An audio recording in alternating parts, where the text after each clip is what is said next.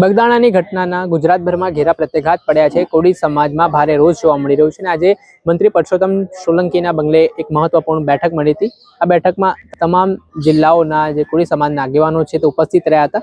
ત્યારે હવે આગળની શું રણનીતિ ઘડવામાં આવી છે, રાજ્ય સરકારને આ બાબતે ધ્યાન દોરવામાં આવ્યું છે. આજે એક ડેલિગેશને રજૂઆત પણ કરી છે કે આ મામલામાં નિષ્પક્ષ અને તટસ્થ તપાસ કરવામાં આવે. સાથે આપણી સાથે કોળી સમાજના આગેવાન છે, તેમની સાથે વાતચીત કરીએ. સર, સૌપ્રથમ તો આ કેસમાં એક મહત્વના સમાચાર મળ્યા છે કે એસઆઈટીનું ગઠન થઈ ગયું છે. તમારી રજૂઆત બાદ તમારું જે ડેલિગેશન મળ્યું હતું એ બાબતે સરકારે ગંભીરતા લીધી છે. પહેલા તો કઈ રીતે જોશો આ નિર્ણય? ખરેખર સરકારે આ જે નિર્ણય લીધો તે ખરેખર સમાજને જે વાત કરી અને તેને લાગ્યું કે નહીં, ખરેખર સમાજના જે નાના વ્યક્તિ જે પીડિત પરિવાર હતો તેને ન્યાય અપાવવો જોઈએ. તો સમગ્ર સમાજના લોકો, ધારાસભ્ય અને સાંસદ સભ્ય ભેગા થઈ અને સરકાર સામે રજૂઆત મૂકી હતી. તો સરકાર દ્વારા તમામ રજૂઆતોને પાલન કરી અને ખરેખર જે પીડિત પરિવાર છે તેને ન્યાય અપાવવા માટે સંપૂર્ણ સહકાર આપે એવી અમે આશા રાખીએ છીએ. સર, જે ઘટનાક્રમ બન્યો છે કે વિડીયો વાયરલ કરવામાં આવ્યો, મારતો વિડીયો છે ધોકા પાઇપો વડે, તે શું દર્શાવવા માંગતો હતો આ વિડીયો સમાજમાં વાયરલ કરવામાં આવ્યો? ખરેખર આ તો એક પ્રકારનું એક મોટિવ હતું કે જે પીડિત પરિવારના જે ભાઈ નવનીતભાઈ બાલેજા છે તે એકલા ઉપર 8 ઇસમો દ્વારા જે ખુન્નસી અને ક્રૂરતાથી કહેવાય ને કે વર્ષો જૂની દુશ્મનાટ હોય આ રીતે મારવામાં આવેલો અને ફરિયાદી દ્વારા નહીં, આરોપી દ્વારા જ આ વિડીયો વાયરલ કરી અને પોતાની રીતે એક ધાક બેહાડવા માગતા હોય એવું સંપૂર્ણ દેખાઈ આવે છે. આપ સૌએ વિડીયો જોયો છે અને ખરેખર આ જ નિંદનીય છે અને આ વ્યક્તિને ન્યાય મળે એના માટે સંપૂર્ણ કોળી સમાજ આજે ભેગો થઈ અને વ્યક્તિને ન્યાય મળે તેવા તમામ પ્રયાસો કરવામાં આવશે. સર, આમ જોઈએ તો આવી ઘટનાઓ બને છે તો શું સામાન્ય માણસોને હવે કોઈ રાજકીય નેતાઓનો સહારો લેવો પડશે એવી રીતે એને ન્યાય આ સમયમાં કે આ શાસનમાં નહીં મળે? કે એની જોડે જે હુમલાનો બનાવ બન્યો છે હવે તેમના સમાજના લોકોને આગળ કર્યા, મંત્રીઓને બોલાવ્યા, ત્યારે આ ઘટનાની એટલી ગંભીરતા સચવાઈ, તો આ બાબતને પણ કઈ રીતે જોવું છે? ખરેખર આવા બનાવ છે ને સમાજમાં ખૂબ જ બની રહ્યા છે. તેના કારણે જ તે ખરેખર સમાજના તમામ લોકોને રોષ છે કે જો ખરેખર આવા તમામ વ્યક્તિઓ પર જે વારંવાર જે હુમલા થાય છે સમાજના પીડિત વ્યક્તિઓ પર, તો આવું કેટલીક અંશે આવું સહન કરીશું. બરાબર, ક્યાંક ને ક્યાંક તો આ રીતે જે બનાવ બને છે તેને અટકાવવા જોઈએ અને આવા તમામ જે ભવિષ્યમાં ગુનાઓ ન બને તે માટે સમાજ આખો ભેગો થયો છે. અને ભવિષ્યમાં પણ આવા કોઈ ગુનાહિત પ્રવૃત્તિ જે ગુનેગારો હોય, ઈસમો હોય, તે સમાજના કોઈ પણ વ્યક્તિ ઉપર જે હાથ પ્રહાર ન કરે એની પહેલા 100 વાર વિચારે. આ હેતુથી સમાજ આખો ભેગો થયો છે અને પીડિત પરિવારને ન્યાય અપાવવા માટે આજે ભેગો થયો છે. અને આજે ગુનેગારો છે તેને કોઈ જાતિ કે ધર્મ હોતો નથી. તે ફક્ત ને ફક્ત પોતાના ઈરાદા પાર પાડવા માટે આ સંપૂર્ણ ગુનાહિત પ્રવૃત્તિ કરતા હોય છે.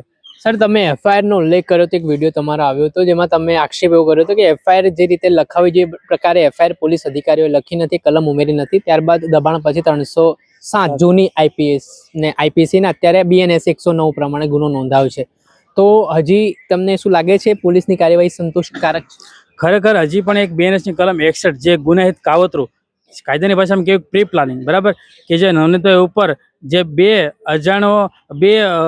શું કહેવાય નંબર પ્લેટ વગરની ફોરવ્હીલો આવી હતી, બરાબર, તેની અંદરથી હથિયારો અને પાઇપો ક્યાંથી આવી, બરાબર, આપણે એક શંકા નિપજાવે છે. ખરેખર આ સાબિત થાય છે કે આ આરોપી હોય પહેલેથી જ આખું પ્રી પ્લાનિંગ કર્યું હોય અને આ ઈરાદો પાર પાડવા માટે આ ખરેખર ગુનાહિત પ્રવૃત્તિ કરી હોય તેવું સાબિત થાય છે. તો બીએનએસની કલમ 61 મુજબ, બરાબર, આમાં કલમ ઉમેરો થવો જોઈએ એ મારી માંગ છે. अब आक्षेप છે તે માયાભાઈ આહિરના પુત્ર પર ફરિયાદી ખુદ લગાવી રહ્યા છે અને આ ઘટના બની છે ફોન કર્યાના 1 દિવસ પછી. તો બીજી તરફ માયાભાઈ આહિરના પુત્ર જયરાજ આહિર એવું કહી રહ્યા છે કે મારા ઉપર ખોટા આક્ષેપો કરવામાં આવી રહ્યા છે, મારી કોઈ ભૂમિકા નથી આ કેસમાં. ખરેખર જો ફરિયાદ હોય ને એ ફરિયાદી કહે ને એ પ્રમાણે લખવાની હોય છે. ફરિયાદમાં આરોપીનું નામ આવવાથી આરોપી દોષિત થાય એવું કોર્ટ નક્કી કરે છે, બરાબર. પણ ખરેખર પોલીસે પોતાની તપાસમાં ખૂબ જ બાંધછોડ કરવામાં આવેલી છે. ફરિયાદી દ્વારા એમ કહેવામાં આવેલું છે કે ફલાણા આરોપી છે, 100 આરોપી હતા, છતાં પણ અજાણો ઈસમોનું નામ લખી અને પોલીસ સ્ટેશનમાંથી જામીન મળી જાય, બરાબર, અનેશ કુમારનું જજમેન્ટ છે સુપ્રીમ કોર્ટનું, બરાબર, તો પોલીસ સ્ટેશનમાં જામીન મળી જાય તેવી કલમો દાખલ કરવામાં આવેલી હતી જેથી કરીને આરોપીને ફાયદો થાય. તો ક્યાંક ને ક્યાંક પોલીસ પ્રશાસન છે તે કોઈના દબાવ હેઠળ કે કોઈના ઈશારા નાસ્તી હોય તેવું સંપૂર્ણ લાગી આવે છે. પીવી ડાંગર સાહેબનું જ્યારે સસ્પેન્ડ કરવામાં આવ્યું આ પછી જે નવા મવાદના પીઆઈ દ્વારા આ સંપૂર્ણ પટેલ સાહેબ દ્વારા કરવામાં આવી, તો આરોપીનો તમામ રિકન્સ્ટ્રક્શન કરી અને ઘટના સ્થળે તમામ આરોપીને જ્યારે લઈ જવામાં આવેલા હતા ત્યારે તમામ આરોપીઓ લંગડાતા માંડ ચાલતા હોય તેવો વિડીયો બહાર આવ્યો હતો. અને તેના બીજા દિવસે કોર્ટ પરિષદમાં જ્યારે તમામ આરોપીને લાવવામાં આવે છે ત્યારે શાંતિથી ચપ્પલ પહેરીને પોલીસ વાનમાં બેસી જાય છે. આપણે એક શંકા નિપજાવે છે તો કંઈક ને કંઈક પોલીસે ખરેખર બેદરકારી દાખવેલી છે. અને ખરેખર જો પોલીસે પોતાની ફરજમાં બેદરકારી દાખવેલી છે તો આવનારા સમયમાં બીએનએસની કલમ 199 મુજબ પોલીસ વિરુદ્ધમાં પણ કાર્યવાહી કરવામાં આવશે.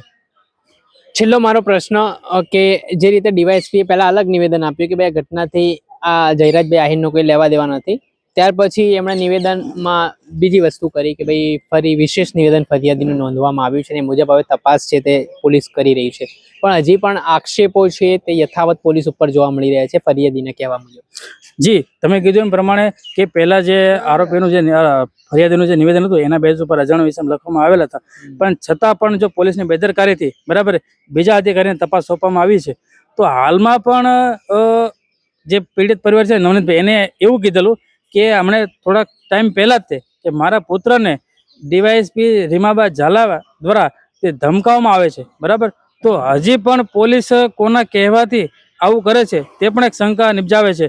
અને ખરેખર ડીવાયએસપી કક્ષાના અધિકારી હોય તો તેને સંપૂર્ણ તપાસ કરવી જોઈએ કે નહીં, કે નીચલા અધિકારી જે રીતે એને કાગળમાં જે રીતે માહિતી આપી દે તે મીડિયાના બાયટ આપી દેવી પડે બરાબર. તો ખરેખર ડીવાયએસપીના અધિકારી તરીકે સંપૂર્ણ તપાસ કરવી જોઈએ અને પછી જ તે આખી ક્લીન ચીટ આપવી જોઈએ બરાબર. આ આરોપી છે જે શંકા નિપજાવે છે, જે જયરાજભાઈ માહીભાઈ આયરના પુત્ર જયરાજભાઈ, એવું કહે છે કે મારો આમાં કોઈ જાતનો બરાબર આમાં ઇન્વોલ્વમેન્ટ નથી. તો આજે એને ફોન કરવામાં આવેલો છે બરાબર કે મારે તને મળવું છે તો ક્યાં છો બરાબર. તો એ પછી શું તે ફરિયાદીને મળવા ગયા નહીં. તો પોલીસે પણ પોતાના નિવેદનમાં કોઈ જગ્યાએ જણાવ્યું કે બોલ ભાઈ તારો શું આમાં નિવેદન છે, તારો શું રોલ છે બરાબર. તો છતાં પણ કોઈ જાતનું કોઈ કાર્યવાહી કરવામાં આવેલ નથી. તો આપણે એક શંકા નિપજાવે છે.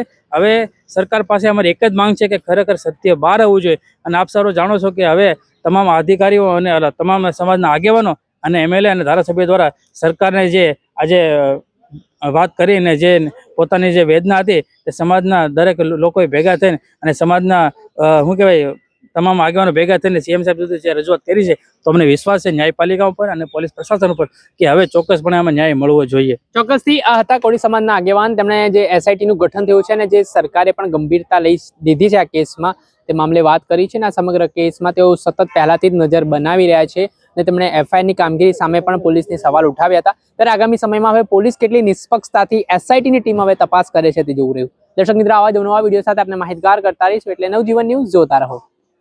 વૈષ્ણવજન તો તેને કહીએ જે પીડ પરાઈ.